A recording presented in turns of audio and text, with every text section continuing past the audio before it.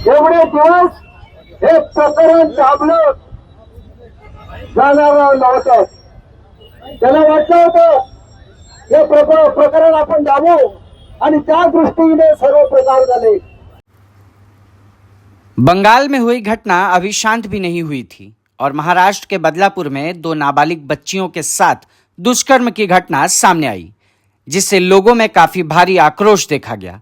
इस घटना के बाद महाविकास अघाड़ी ने 24 अगस्त को महाराष्ट्र बंद का ऐलान किया था, लेकिन हाईकोर्ट ने इस फैसले पर रोक लगा दी, जिसके बाद कांग्रेस पार्टी के नेता और महाराष्ट्र प्रदेश कार्य अध्यक्ष मुजफ्फर हुसैन एवं महाविकास अघाड़ी के सभी दलों के साथ साथ आम नागरिकों ने भी भारी संख्या में इकट्ठा होकर मीरा भाईंदर शहर में काले झंडे लहराकर विरोध प्रदर्शन किया. ये जनता का आंदोलन है और जब सरकार सो जाती है तो ये विरोधी पक्ष का फर्ज ही है कि उस आवाज़ को उठाए, जनता की आवाज़ को उठाए, न्यायपालिका तक, जनता तक, मीडिया तक और सोई हुई सरकार को जगाने तक का काम करने का ये विरोधी पक्ष का काम है. मगर ये जो माहौल बना हुआ है महिलाओं को लेकर असुरक्षितता का, ये कोई पॉलिटिकल माहौल नहीं है. जो बदलापुर में हुआ है, फिर अंबरनाथ में हुआ है, कोल्हापुर में हुआ, सिंधुदुर्ग में हुआ, नालासोपारा में हुआ, कल रात को काशीमीरा में हुआ, पूरे महाराष्ट्र में हम देख रहे हैं कि रोज पेपरों में, टीवी में, न्यूज़ में ब्रेकिंग न्यूज़ चल रही है, लीड स्टोरी चल रही है. यहाँ मोलास्टेशन हुआ, यहाँ रेप हुआ, यहाँ मार के फेंक दिया गया, यहाँ गैंग रेप हुआ. गवर्नमेंट की वसति गृहों के अंदर के प्रकरण है. पिछले साल 2 साल के आप केसेस उठा के देख लो तो गवर्नमेंट की वसति गृहों में केसेस हो रहे हैं. बंगाल में जो हालात हुए हैं ये बहुत ही दुर्भाग्यपूर्ण है. ये इस देश को शर्म से सर झुका देने वाले प्रकरण है. ऐसे प्रकरणों के अंदर जब कायदे का डर खत्म हो जाता है, सरकार का डर जब खत्म हो जाता है, तब गुनहगारी बढ़ती है. और उसी सोई हुई सरकार को नींद में से जगाने के लिए इस आंदोलन को ये स्वरूप मिला.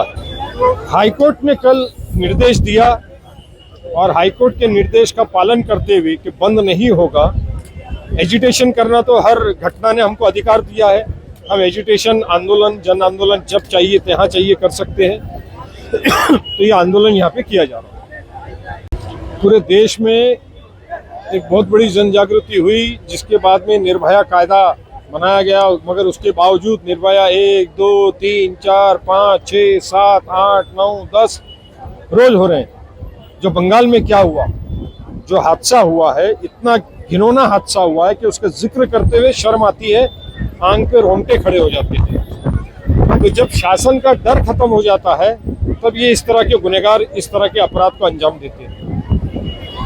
महाराष्ट्र की महिला विरोधी निर्लज्ज सरकार, जिसके राज्य में आज हमारी बच्चियां, बेटियां, बहनें सुरक्षित नहीं हैं, लॉ एंड ऑर्डर का जो अपराधी लोग हैं मजाक उड़ा रहे हैं और खुलेआम घूमते हैं, उनको कहीं ना कहीं ये सरकार संरक्षण दे रही है. उसका विरोध करने और ये सरकार को जगाने के लिए हमने आज ये आंदोलन किया है. ये धोखे और खोखे की सरकार के आग खुलने के लिए आज हम यहाँ पे शांति से बैठे हैं, क्योंकि कोर्ट का निर्णय है. लेकिन हम हमेशा शांत नहीं रहेंगे. हमारी बेटियां आज सुरक्षित नहीं है. महाराष्ट्र में जहाँ देखो थाना, बुलढाना, हमारे मीरा भाईंदर में भी 2 दिन पहले ये घटना घटी है. लेकिन यहाँ पे डर नहीं रहा किसी भी इंसान में.